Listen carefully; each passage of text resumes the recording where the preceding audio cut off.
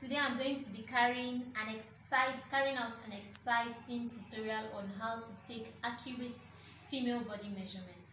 One of the important things you need to learn as a beginner in sewing or a beginner in fashion designing is taking accurate measurements, because an inch too much, an inch too little in body measurements can actually alter the overall fit of a dress. So you're welcome as I show you the best way and the correct way of taking female body measurements. If you're just visiting this channel for the first time, feel free to subscribe and also put on your notification button to get notified whenever I post videos. Thank you once again for coming back. For the people that are returning after my first introductory video, you're welcome once again. For the purpose of this tutorial, we'll be needing our tape measure. You also be needing a body. For this tutorial, I'll be using this white mannequin right here. I apologize in advance for using a mannequin that is actually posing. I'm supposed to use a mannequin that is standing erect, but all my mannequins are posing one kind, and this one now is the close to erect mannequin I have. Another thing you'll be needing for taking body measurements is your measurement book. I constructed this measurement book. I've been using this measurement book for 2 years now. Sorry, the front and the back parts are being torn thanks to my toddler. I'm using it for 2 years. I constructed it myself, and you can also do your own. You can also construct yours yourself, or if you want to do like some other tailors, you can use plain book.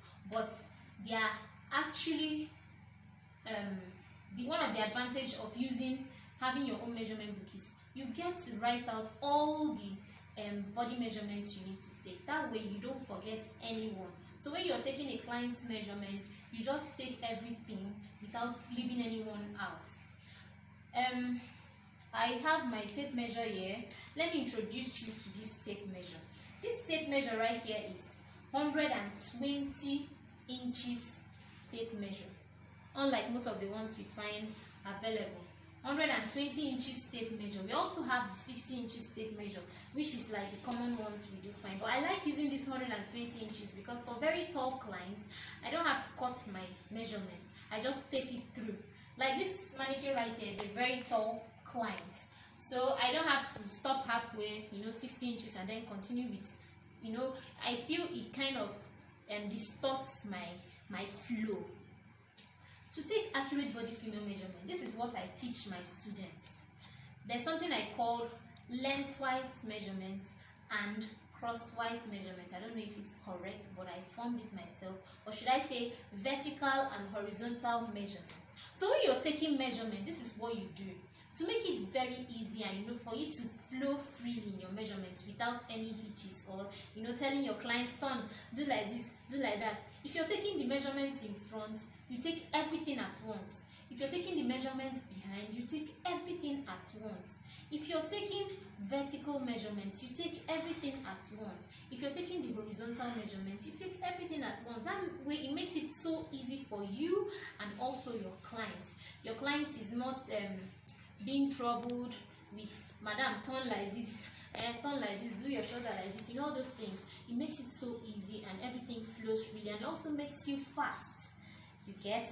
So let me introduce you once again to this tape. This tape is calibrated in it has two calibrations. We have here inches. We have the ones in inches. I don't know if it's okay, it's straight. We have this ones are in inches, while this other part is in centimeter. In the country where I come from, Nigeria, we actually take our measurements in inches. I've come across few people who take in cm.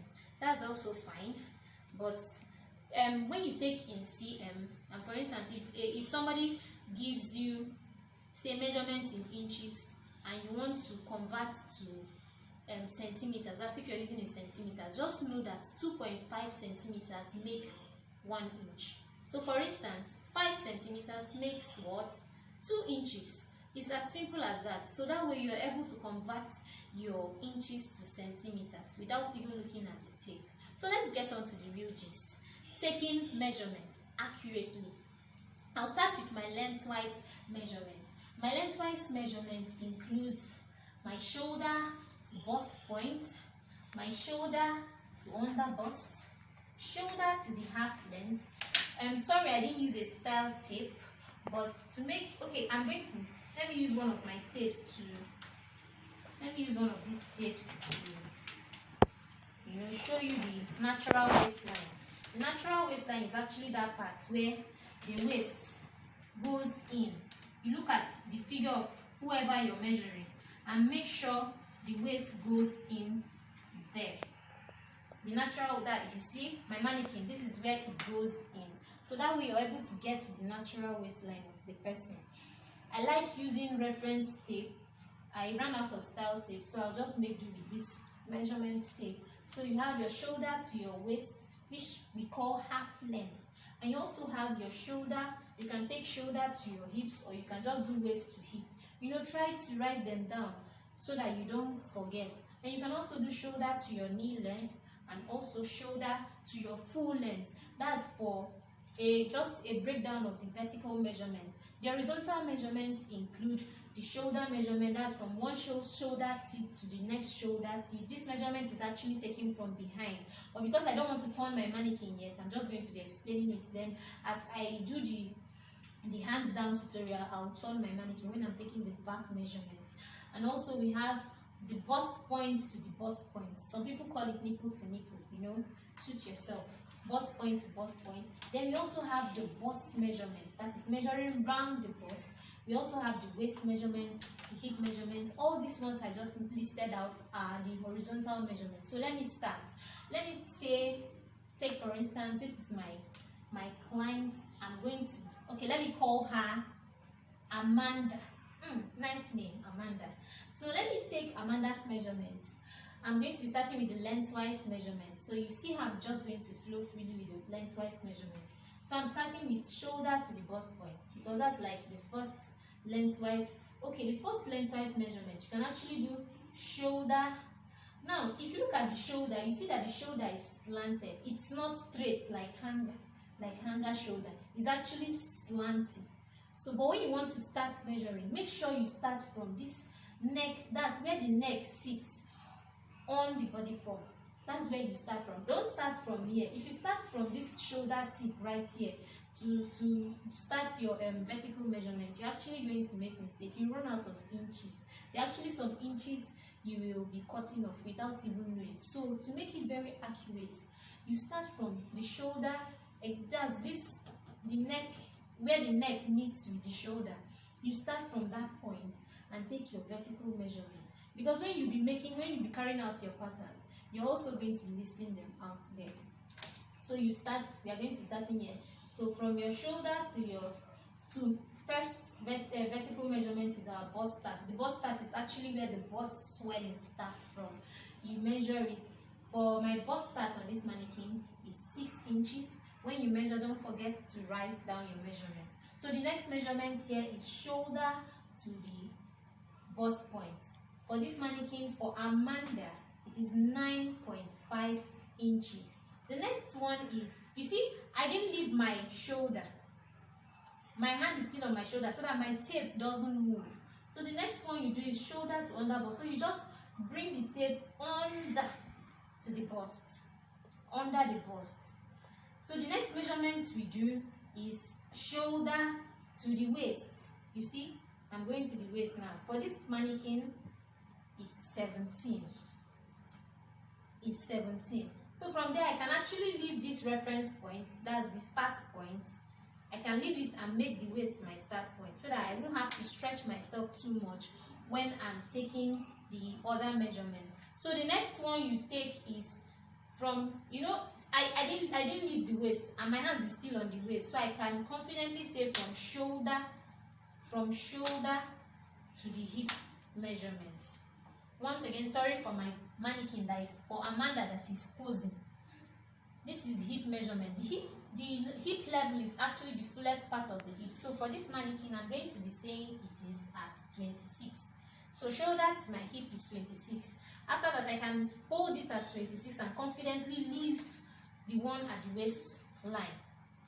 The next measurement I'm going to be taking is shoulder to my knee length, you know, depending on the style of the style your client chose, you can know which knee length the person wants. If the person wants it above the knee, on the knee, or below the knee, so depending on what it is. But I like, for clients that don't really have a particular style, I like taking my measurements just 1 inch above the knee. So for Amanda, her 1 inch above the knee is 40 inches. At that, I hold it at the knee level and leave it. Hold it at the knee level, leave it at the hip level, and then I take my full length. So for full length, depending on what your client wants, you can decide. For a client that, you know, there are actually most people that like theirs flowing, don't forget to take the complete full length. There are people that don't like it flowing. You know, just ask, you know, feel free to talk to your clients while you're taking your measurements. You ask your clients, do you want it flowing or don't you want it flowing? Depending on what the client wants, you can take it. So let me say Amanda wants hers flowing. I can confidently go down, you know, to the floor length. So Amanda's floor length is 66. You see, I've been able to take my lengthwise measurements without, you know, turning my clients around. The next group of measurements I'm going to be taking for the front part. Now we also have lengthwise measurements for the back, but I am not ready to turn my clients yet. I want to finish with the front measurement before I get to the back. Do you understand? So the next thing I'm going to be doing right now is taking my horizontal measurements or my crosswise measurements from the front. So the first one I'm going to be taking is my bust. You just take round the fullest part of the bust. The fullest part of the, you look at the bust, you know the fullest part. So for Amanda, her bust measurement is 33 inches. You see? The next one I'm going to be taking is her waist measurement. You come to where you have your style tape. In this case, where I have the tape, and you just take the measurements. Now, there are some clients that really like theirs very snatched. In fact, some of them will go the extra mile of wearing a very snatched corset or a very snatched tummy belt just to make the waist cinched in. So you ask them, how do you want it? Do you want it loose? Do you want it tight? Some people say, no, I want to eat on that day. Oh, please don't make it too tight. Or, you know, just feel free, talk to your clients. That way you're able to get the correct fit that suits the person's personality. So let's say Amanda wants hers free, not so tight, not so loose, so that she can eat that day. So this is it for this, for Amanda. I'm so sorry for calling you a mannequin again. So here we have 26 inches. That's for our waistline. Next horizontal measurements we are going to be taking is the hip measurement. The hip measurement. So what you just do, now there's a trick in taking the hip measurements. You don't just take the hip measurement like the other horizontal measurements. You just take it and then you're okay. No, you move your tape. When you place it in a position where you feel it's okay, you cannot move your tape freely up and down. And make sure, you see, I'm trying to move it down and it's not going. So as I'm moving it down, I just let it be releasing my hand little by little, just little by little, until I'm able to pass through the hips. Not so free and not so tight, like just passing through the hips. So for Amanda, her hip is 37. That's what her hip is, 37. So I've been able to take the horizontal measurement, which is the hip. Now for bifurcated clothes, like trousers, you can go as far as taking the thigh measurement, round the thigh of your client. You take the thigh measurement. So Amanda's thigh right here is, you see, Amanda's thigh is at 22.5 inches. 22.5 inches. Then you can also go as far as taking the knee, round her knee. One knee, actually, you take round her knee. You take the knee measurements. All these are horizontal measurements. You take her knee measurement. So for this, for Amanda, her hip measurement is 14. Her knee measurement, sorry, is 14. Her round knee, round one of her knees, 14. Then you can also go as far as taking the ankle. You know, for pencil trousers, for you to take accurate ankle measurement for pencil trousers, you don't just take the ankle, because there are actually some people's body form, or should I say body shapes that their ankles are thinner than their foot. So imagine you're taking the ankle measurement round the ankle. When the person tries wearing it, he can't go through the foot. So this is what I do. Instead of taking the ankle measurement, I just go directly and take the foot measurement as the ankle measurement, because it has to go through the foot to get to the ankle. So let's say if the ankle is 8 inches and the foot is 9 inches and you're using 8 inches, how is the person going to pass through the foot? So the right ankle measurement to take is actually round the foot. And when I mean round the foot, this is what I mean. You just come round the foot this way. I hope you're seeing what I'm doing. Just go round your client's foot and you take it. So for Amanda, her foot measurement is 9. Her foot measurement round foot is 9. So even if her ankle here is 10, fine. Even if her ankle here is 8, fine. You can still pass through 9 to get to 10. But I also advise you take the ankle and the foot, because there are actually some very rare group of people that their ankle might actually be bigger than their foot. There are actually people that have fatter legs than their foot. So you look for the one that is bigger and you use that bigger one as your ankle measurement.